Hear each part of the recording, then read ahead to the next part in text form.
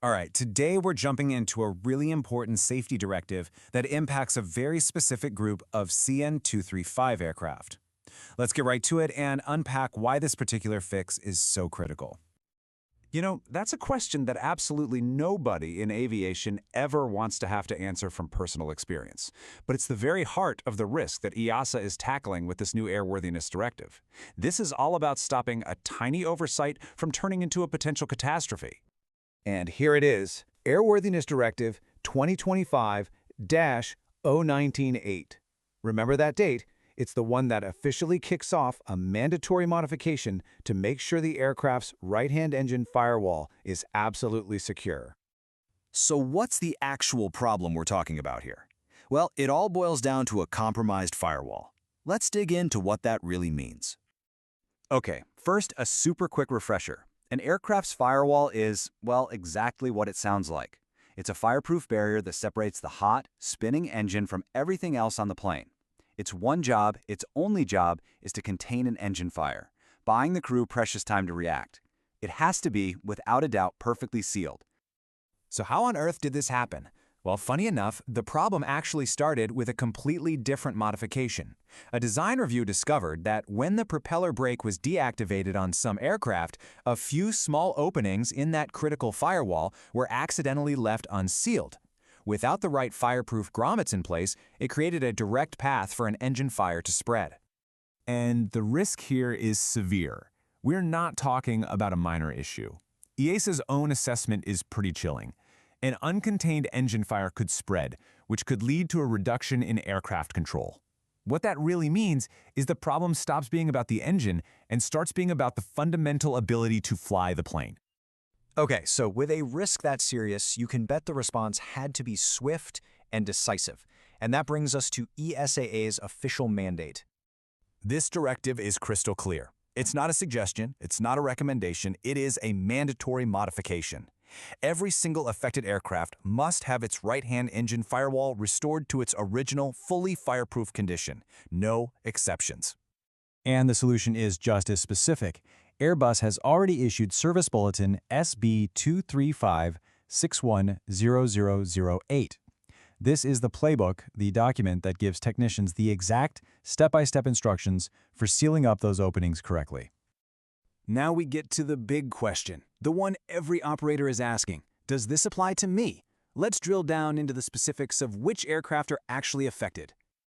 So just how widespread is this? Well, here's the good news. This is an incredibly targeted directive. Out of all of the CN-235s flying around the world, this specific flaw has only been found on 11, just 11 aircraft.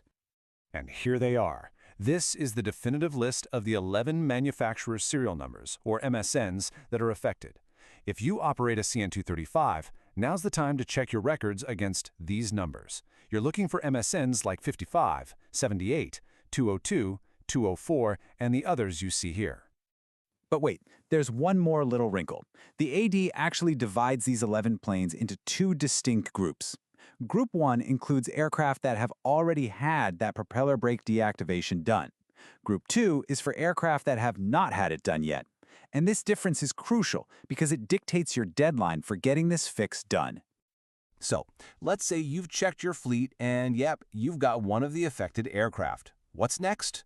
Let's walk through the action plan and, most importantly, the deadlines. The timeline here is absolutely critical, so pay close attention. The AD officially becomes effective on September 29, 2025. That's when the clock starts ticking. If your plane is in Group 1, you have exactly 1 year, 12 months, from that date to get the firewall sealed. But if you're in Group 2, the firewall fix has to be done at the same time you do the propeller brake deactivation.